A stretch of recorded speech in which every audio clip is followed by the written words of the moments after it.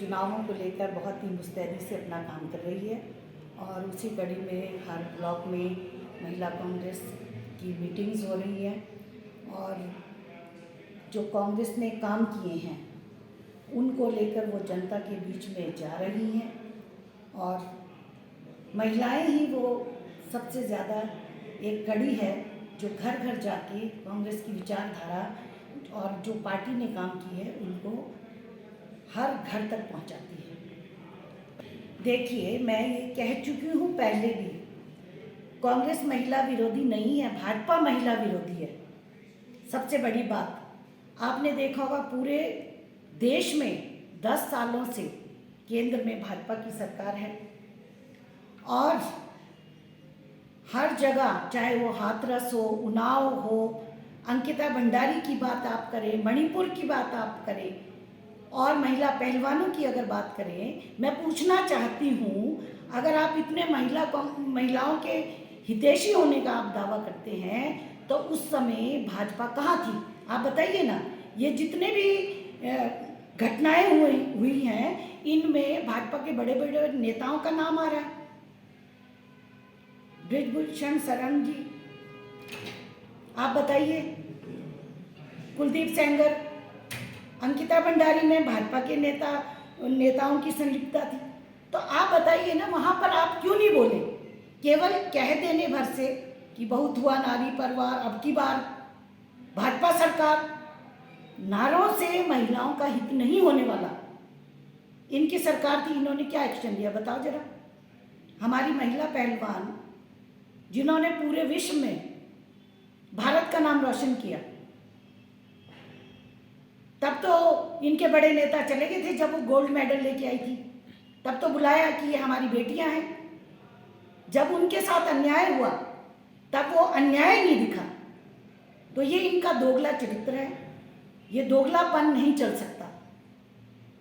कोई भी बेटी हो, किसी के साथ भी अन्याय हो तो हर एक को निष्पक्ष रूप से अपनी आवाज़ को उठाना चाहिए, उनकी मदद करनी चाहिए। इन्होंने तो कुछ किया नहीं। सबसे बड़ा तो सबूत यही है। और मैं कहना चाहूँ, यही मैडम जब हमारी महिला किसान, जब किसानों के साथ धरना प्रदर्शन कर रही थी, इसी महिला ने महिलाओं के लिए क्या कहा था? भूल गई क्या कि वो पैसे लेकर वहाँ बैठी हैं? आप बताइए। आज आकर ये गलत बयानबाजी जो कर रही है, जनता सब कुछ देख रही है, किसी से कोई छुपा नहीं है। और यही कांग्रेस पार्टी है जिन्होंने सबसे पहले पंचायती राज संस्थाओं में महिलाओं को 73वां संशोधन करके 33% आरक्षण दिया। बाद में ये 2009 में 50% हुआ। और आज हमारे महिलाएं राजनीति में भी सशक्त होकर आगे निकली। उसके बाद 2010 में जब यूपीए की सरकार थी, हमें पूर्ण बहुमत नहीं था, गठबंधन की सरकार थी, लेकिन फिर भी हमने महिला आरक्षण बिल लेकर आए थे, राज्यसभा में पास करवाया था, लोकसभा में नहीं हो पाया। क्योंकि हमें स्पष्ट बहुमत नहीं था। हमारी सोच अच्छी थी, हमारी नीयत अच्छी थी, हमने किया। मैं पूछना चाहती हूँ, अगर ये इतने ही हितैषी महिलाओं के बनते हैं, 10 साल से इनकी केंद्र में सरकार बैठी हुई थी, अभी लास्ट ईयर में इन्होंने, अंतिम साल में इन्होंने महिला आरक्षण बिल लेकर आई है।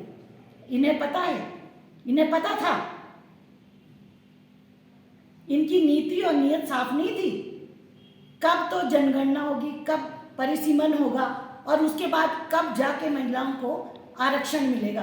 तो ये जनता है, ये सब जानती है। अगर इनकी नीयत साफ होती तो ये पहले 5 वर्ष में लेकर आते ना। और हम लोग हैं कांग्रेस पार्टी जिन्होंने पंचायती राज संस्थाओं में आरक्षण दिया।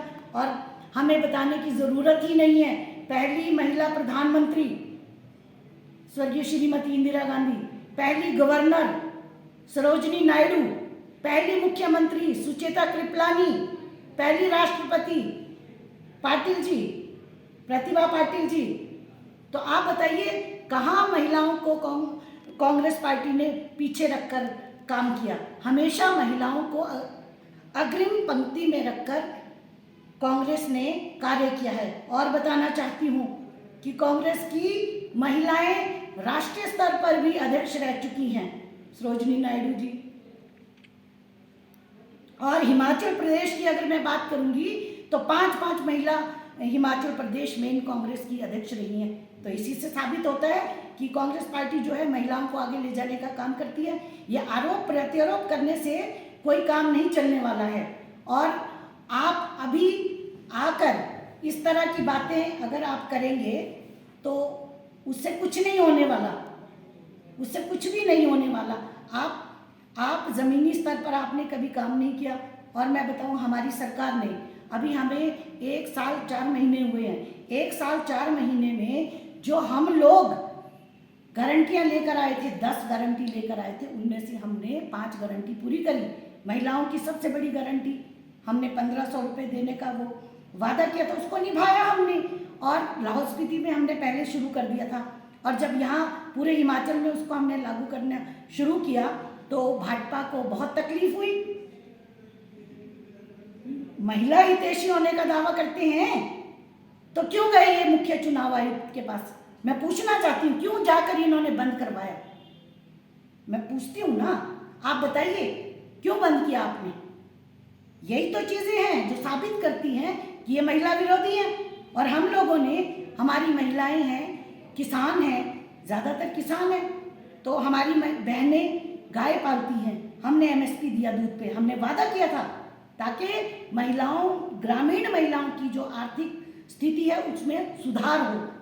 और उसी तरह से हमने बागवानों के लिए सेब पर हमने 1.5 रुपये बढ़ाया। वैसे ही जो संतरे, किन्नू, इन पे भी हमने पैसे बढ़ाए हैं। तो हमारी तो सोच हमेशा सकारात्मक रही है। इनकी सोच क्या है? इनकी सोच हमेशा ये कहते हैं लेकिन करते नहीं है। आपने देखा होगा इंपोर्ट ड्यूटी इनको बढ़ानी चाहिए थी ना, इन्होंने वादा किया था। क्या किया इन्होंने किसानों के साथ? क्यों नहीं इन्होंने वो किया? उल्टा इन्होंने हमारी अर्थव्यवस्था को, हिमाचल प्रदेश की मैं बात करती हूँ कि हिमाचल प्रदेश की अर्थव्यवस्था को इन्होंने वो करने के लिए इंपोर्ट ड्यूटी घटा दी। बाहर का सेब सस्ता यहाँ पर मिल रहा है तो हमारे किसानों का क्या होगा? ये बात करते हैं। तो इस तरह के केवल जुमलेबाजी से लोगों को नहीं लुभाया जा सकता है। धरातल में काम करने की ज़रूरत होती है। अगर काम इन्होंने किया होता तो इस तरह के ये लोग बात भी नहीं करते। और दूसरी बात है, अंग्रेजी स्कूल हमने कहा था कि हम लोग शुरू करेंगे, वो किया। स्टार्टअप, हमने युवाओं की बात कर रही थी वो, कि युवाओं के लिए क्या किया? युवाओं के लिए 680 करोड़ रुपए का हमने स्टार्टअप योजना शुरू करी, जिसमें हमारे जो युवा बेरोजगार हैं वो उसमें अपना काम धंधा कर सकते हैं। और मैं पूछना चाहती हूँ, 10 साल से इनकी सरकार है, केंद्र में 2 करोड़ नौकरियां देने का वादा किया था। 15 लाख हर आदमी के खाते में आएंगे, लेकिन 10 साल हो गए, उसका नाम कहीं नहीं है। तो ये जनता के साथ छल नहीं कर सकते। आज जनता जागरूक है और विशेषकर हिमाचल प्रदेश की जनता जो शिक्षा, स्वास्थ्य, हर क्षेत्र में केरला के बाद दूसरे नंबर पे है। यहाँ के जो जनता है वो बहुत पढ़ी लिखी है, प्रबुद्ध है, समझदार है, वो हर बात को समझती है। तो यहाँ पर आकर लोगों को बरगलाया नहीं जा सकता है और उनके ऊपर किसी ने आरोप और प्रत्यारोप बिल्कुल नहीं किया। आप बताइए, वो अभी आई हैं राजनीति में, उन्होंने शुरुआत की है और आते ही हमारे इतने बड़े बड़े जो नेता, जिन्होंने 6 बार मुख्यमंत्री रहे, सांसद रहे 3 बार और MLA 2 बार बन के आए, जनता का आशीर्वाद उनको मिला। लोकतंत्र में जनता ही तो जनार्दन होती है, जनता ने उनको चुन के भेजा। आप उनके बारे में अगर इस तरह की बात करते हैं तो ये अच्छी बात नहीं है। उनके लिए किसी ने कुछ नहीं कहा। आप चुनाव लड़िए, मुद्दों पे चुनाव लड़िए।